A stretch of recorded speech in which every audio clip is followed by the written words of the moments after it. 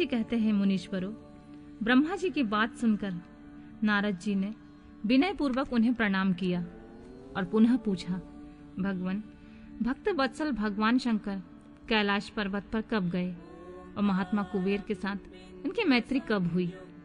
परिपूर्ण मंगल विग्रह महादेव जी ने वहां क्या किया? यह सब मुझे बताइए। यह सुनने के लिए मेरे मन में बड़ा कौतूहल है।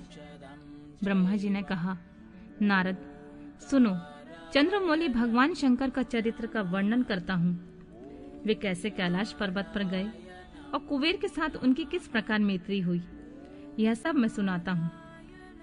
कांपिल्य नगर में यज्ञदत्त नाम से प्रसिद्ध एक ब्राह्मण रहते थे, जो बड़े सदाचारी थे। उनका एक पुत्र हुआ जिसका नाम गुणनिधि था। वह बड़ा ही दुराचारी और जुआरी हो गया था। पिता ने अपने इस पुत्र को त्याग दिया और घर से निकाल दिया। वह घर से निकल गया और कई दिनों तक भूखा भटकता रहा। एक दिन वह नैवेद्य चुराने की इच्छा से एक शिव मंदिर में गया। वहां उसने अपने वस्त्र को जलाकर उजाला किया।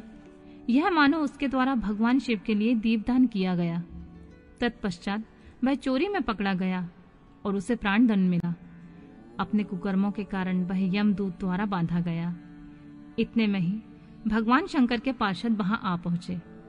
उन्होंने उसे उनके बंधन से छुड़ा दिया। शिवगणों के संग में उसका हृदय शुद्ध हो गया। अतः वह उन्हीं के साथ तत्काल शिवलोक में चला गया। वहां सारे दिव्य भोगों का उपभोग तथा उमा महेश्वर का सेवन करके कालांतर में वह कलिंगराज अरिंदम का पुत्र हुआ। वहां उसका नाम था दम। वह निरंतर भगवान शिव की सेवा में लगा रहता था। बालक होने पर भी वह दूसरे बालकों के साथ शिव का भजन किया करता था। वह क्रमशः युवा अवस्था में प्राप्त हुआ और पिता के परलोक गमन के पश्चात राज सिंहासन पर बैठा। राजा दम बड़ी प्रसन्नता के साथ सब और शिव धर्मों का प्रचार करने लगे। भूपाल दम का दमन करना दूसरों के लिए सर्वथा कठिन था। ब्राह्मण समस्त शिवालयों में दीपदान करने के अतिरिक्त वे दूसरे किसी धर्म को नहीं जानते थे। उन्होंने अपने राज्य में रहने वाले समस्त ग्रामाध्यक्षों को बुलाकर यह आज्ञा दे दी कि शिव मंदिर में दीपदान करना सबके लिए अनिवार्य होगा। जिस जिस ग्रामाध्यक्ष के गांव में जितने शिवालय हैं, वहां वहां बिना कोई विचार किए सदा दीप जलाना चाहिए। आजीवन इसी धर्म का पालन करने के कारण राजा दम ने बहुत बड़ी धर्म संपत्ति का संचय कर लिया। फिर वे काल धर्म के अधीन हो गए। दीपदान की वासना से युक्त होने के कारण उन्होंने शिवालय में बहुत से दीप जलवाए और उसके फल स्वरूप जन्मांतर से वे रत्नमय दीपों के प्रभा से आश्रय हो।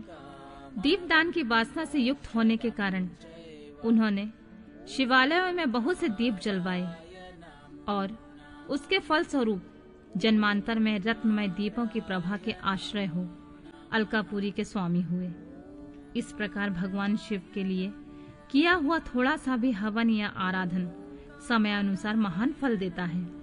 ऐसा जानकर उत्तम सुख की इच्छा रखने वाले लोगों को शिव का भजन अवश्य करना चाहिए। वह दीक्षित का पुत्र जो सदा सब प्रकार के अधर्मों से रचा बचा रहता था, देवयोग से शिवालय में धन चुराने के लिए गया और उसने स्वार्थवश अपने कपड़े को दीपक की बत्ती बनाकर उसके प्रकाश से शिवलिंग के ऊपर अंधेरा दूर कर दिया।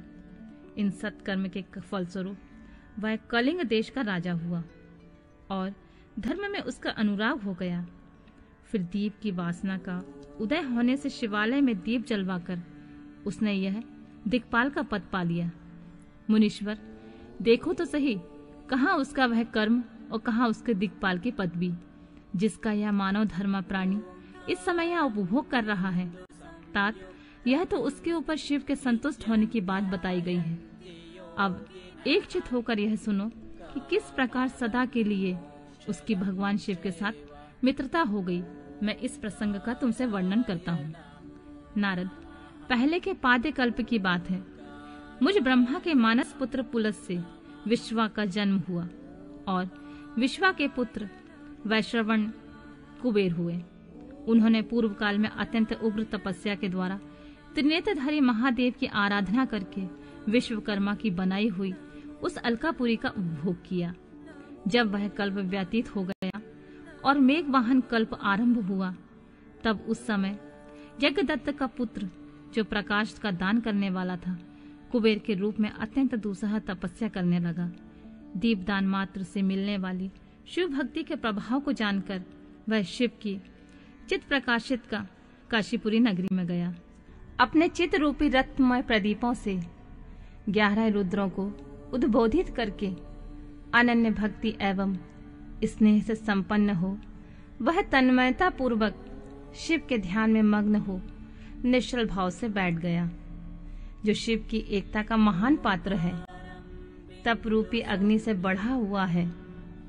काम क्रोधाग्नि महाविद अग्नि रूपी पतंगों के आघात से शून्य है। प्राण निरोधी रूपी वायु शून्य स्थान में निश्चल भाव से प्रकाशित है। निर्मल दृष्टि के कारण स्वरूप से भी निर्मल है तथा श्रद्धा रूपी पुष्पों से जिनकी पूजा की जाती है, ऐसे शिवलिंग की प्रतिष्ठा करके वह तब तक तपस्या में लगा रहा जब तक उसके शरीर में केवल अस्थि और चर्मात्र ही अवशिष्ट नहीं रह गए। इस प्रकार उसने 10,000 वर्षों तक तपस्या की। तदनंतर विशालाक्षी पार्वती के साथ भगवान विश्वनाथ कुबेर के पास आए। उन्होंने प्रसन्नचित्त से अलकापति की ओर देखा। वे शिवलिंग में मन को एकाग्र करके ठूठे काठ की भांति स्थिर भाव से बैठे थे। भगवान शिव ने उनसे कहा, अलकापति, मैं वर देने के लिए उद्यत हूं, तुम अपना मनोरथ बताओ। यह वाणी सुनकर तपस्या के धनी कुबेर ने जो ही आंखें खोलकर देखा, त्यों ही उमा वल्लभ भगवान श्रीकंठ सामने खड़े दिखाई दिए। वे उदय काल के सहस्त्रों सूर्यों से भी अधिक तेजस्वी थे। उनके मस्तक पर चंद्रमा अपनी चांदनी बिखेर रहे थे। भगवान शंकर के तेज से उनकी आंखें चौंधिया गईं। उनका तेज प्रतिहत हो गया। वे नेत्र बंद करके मनोरथ से परे विराजमान देव देवेश्वर शिव से बोले, नाथ, मेरे नेत्रों को वह दृष्टि शक्ति दीजिए जिससे आपकी चरणार बिंदों का मैं दर्शन कर सकूं। स्वामी, आपका प्रत्यक्ष दर्शन हो, यही मेरे लिए सबसे बड़ा वर है। ईश, दूसरे किसी वर से मेरा क्या प्रयोजन है। चंद्रशेखर, आपको नमस्कार है। कुबेर की यह बात सुनकर देवादिदेव उमापति ने अपनी हथेली से उनका स्पर्श करके उन्हें देखने की शक्ति प्रदान की। दृष्टि शक्ति मिल जाने पर यज्ञदत्त के उस पुत्र ने आंखें फाड़ फाड़ कर पहले उमा की ओर देखना आरंभ किया। वह मन ही मन सोचने लगा, भगवान शंकर के समीप वह सर्वांग सुंदरी कौन है? इसने ऐसा कौन सा तप किया जो मेरी भी तपस्या से बढ़ गया है? यह रूप, यह प्रेम, यह सौभाग्य और यह असीम शोभा सभी अद्भुत है। वह ब्राह्मण कुमार बार बार यही कहने लगा। जब बार बार यही कहता हुआ वह क्रूर दृष्टि से उनकी ओर देखने लगा, तब वामा के अवलोकन से उनकी बाएं आंख फूट गई। तदनंतर देवी पार्वती ने महादेव जी से कहा, प्रभु, यह दुष्ट तपस्वी बार बार मेरी ओर देखकर क्या बक रहा है? आप मेरी तपस्या के तेज को प्रकट कीजिए। देवी की यह बात सुनकर भगवान शिव ने हंसते हुए उनसे कहा, उमे, यह तुम्हारा पुत्र है। यह तुम्हें क्रूर दृष्टि से नहीं देख सकता, अपितु तुम्हारी तप संपत्ति का वर्णन कर रहा है। देवी से ऐसा कहकर भगवान शिव पुनः उस ब्राह्मण कुमार से बोले, वत्स, मैं तुम्हारी तपस्या से संतुष्ट होकर तुम्हें वर देता हूँ। तुम निधियों के स्वामी और गुहाओं के राजा हो जाओ। सुव्रत, यक्षों, किन्नरों और राजाओं के भी राजा होकर पुण्य जनों के पालक और सबके लिए धन के दाता बनो। मेरे साथ तुम्हारी सदा मैत्री बनी रहेगी और मैं नित्य तुम्हारे निकट निवास करूंगा। मित्र, तुम्हारी प्रीति बढ़ाने के लिए मैं अलका के पास ही रहूंगा। आओ, इन उमा देवी के चरणों में साष्टांग प्रणाम करो। महाभक्त यज्ञदत्त कुमार, तुम अत्यंत प्रसन्न चित्त से इनके चरणों में गिर जाओ। ब्रह्मा जी कहते हैं, नारद, इस प्रकार वर देकर भगवान शिव ने पार्वती देवी से फिर कहा, देवश्वरी, इस पर कृपा करो। तपस्विनी, यह तुम्हारा पुत्र है। भगवान शंकर का यह कथन सुनकर जगदम्बा पार्वती ने प्रसन्नचित्त होकर यज्ञदत्त कुमार से कहा, वत्स, भगवान शिव में सदा तुम्हारी निर्मल भक्ति बनी रहे। तुम्हारी बाईं आंख तो फूट गई है, इसलिए एक ही पिंगल नेत्र से युक्त रहो। महादेव जी ने जो वर दिए हैं वे सब उसी रूप में सुलभ हो। बेटा, मेरे रूप के प्रति ईर्ष्या करने के कारण तुम कुबेर नाम से प्रसिद्ध हो जाओगे। और कुबेर का वर देकर भगवान देवेश्वर पार्वती के साथ अपने विश्वेश्वर धाम चले गए।